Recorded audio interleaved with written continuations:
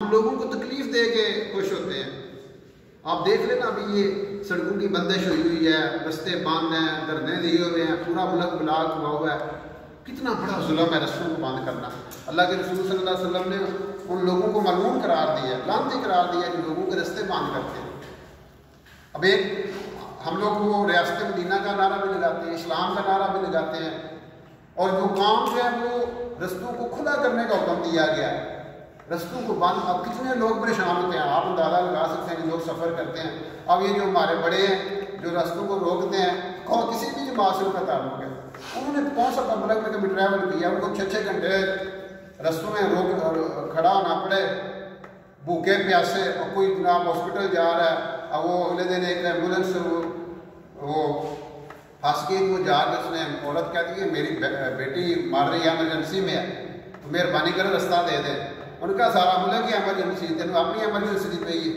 वो जो सड़क को रोके हुए लोग थे वो क्या कहते हैं, सारा मुल्क ही एमरजेंसी थे। अब उनको क्या एहसास। हमारे नबी तो फरमा रहे हैं कि रास्ते से पत्थर हटाना सदके का सवाब मिलता है।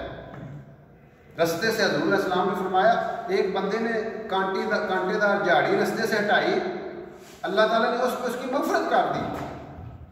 एक फहश औरत ने कुत्ते को पानी पिलाया, उस पर बख्शिश हो गई। आज हम लाखों लोगों को परेशान। अब आप अंदाजा करें, जीटी रोड ब्लॉक हो जाती है, लाखों लोग ट्रैवल कर रहे होते हैं।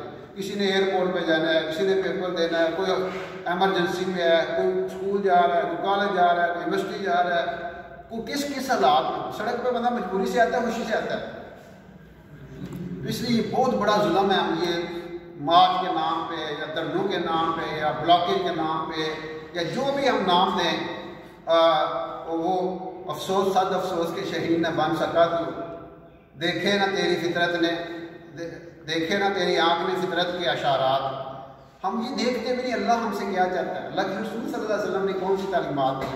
बस ये हम कहते हैं इन्हीं, आप कहते हैं कि रियासत किस चीज़ का नाम है। अल्लाह के रसूल की जो रियासत मदीना थी, क्या वहाँ पे ऐसा होता था?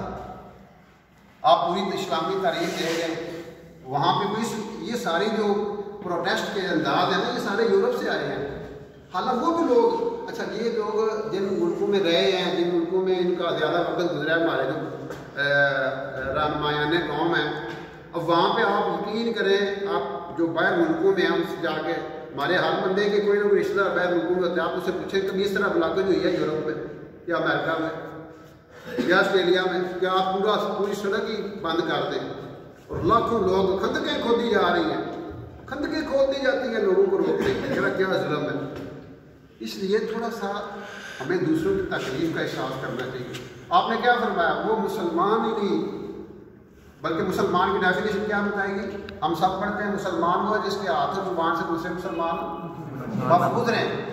आज हमारे हमने डंडे पकड़े हुए हैं, किसी की गाड़ी को मार रहे हैं, किसी के रक्षे को आग लगा रहे हैं, किसी की बाइक को, अगले दिन बाइक को आग लगा दी। वो बेचारा लड़का, वो सोशल मीडिया पर भी आपने वो वायरल हुई थी वीडियो, वो घर का चलाने वाला है, बच्चा स्कूल पढ़ता है, साथ बाइक चला के अपना वो खर्चा चलाता है, उसकी जो है ना बाइक जला दी। अब उस पर क्या, उस पे कैफियत होगी घर वालों की, जिसकी कुल का इलाज ही आग की नज़र कर दी जाए।